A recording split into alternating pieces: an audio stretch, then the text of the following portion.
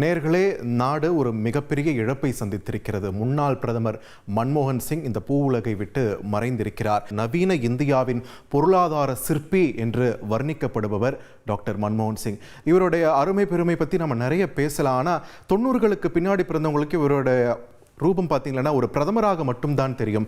அதன் பிறகு பிறந்தவர்களுக்கும் அவருடைய அருமை பெரிய அளவில் தெரியல. ஆனால் 60கள் 70களில் பிறந்தவங்க இருக்காங்க இல்லையா, அவங்களுக்கு மன்மோகன் சிங் என்ற ஒரு சகாப்தம் அவர் ஏற்படுத்திய தாக்கம் நல்லாவே தெரியும். ஏன்னா அந்த காலத்தில் பார்த்தீங்கன்னா நம்மளுடைய அந்நிய செலாவணி கையிருப்பு மிக குறைந்த அளவில் இருந்திருக்கிறது. ஒரு பக்கம் கச்சா எண்ணெயுடைய விலையானது அதிகரித்து கொண்டே போயிருக்கிறது. இந்த மாதிரியான ஒரு சூழலில் நம்மளுடைய பொருளாதாரம் அதல பாதாளத்தை நோக்கி போயிட்டு இருந்த ஒரு சூழலில் தான் நிதியமைச்சர் பொறுப்பேற்றார் மன்மோகன் சிங். அவர் கொண்டு வந்த சீர்திருத்தங்கள் தான் இன்று நவீன இந்தியாவுடைய பொருளாதாரத்தை வழிவகுக்க ஒரு அடித்தளமிட்டது என்று சொன்னால் மிகையாகாது.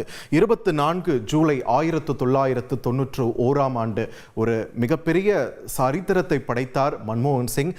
அவர் நாடாளுமன்றத்தில் சுழற்றிய அந்த பொருளாதார சாட்டை ஒட்டுமொத்த நாட்டையுமே அதிர வைத்தது என்று சொன்னால் மிகையாகாது. ஏற்கனவே சொன்ன மாதிரி புதிய இந்தியாவிற்கான அடித்தளத்தை, பொருளாதார ரீதியாக அந்த அடித்தளத்தை இட்டவர் டாக்டர் மன்மோகன் சிங் என்றே சொல்லலாம். அந்த அளவுக்கு அந்த பட்ஜெட் செஷன் அவருக்கு அமைஞ்சது.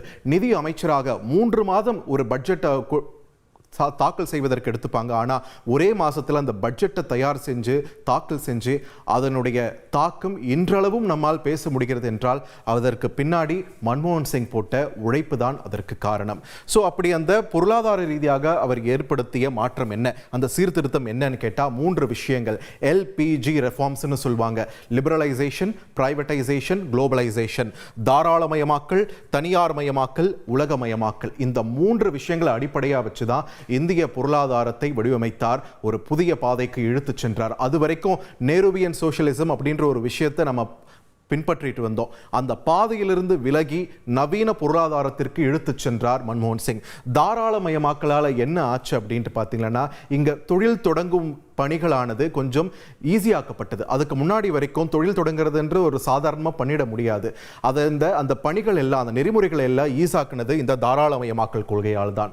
தனியார் மயமாக்கல், இந்தியாவின் பிரதான துறைகளில் அரசிடம் நெருக்கமாக இருந்த சிலருக்கு மட்டுமே ஒரு மொனோபொலி இருந்துகிட்டு இருந்தது.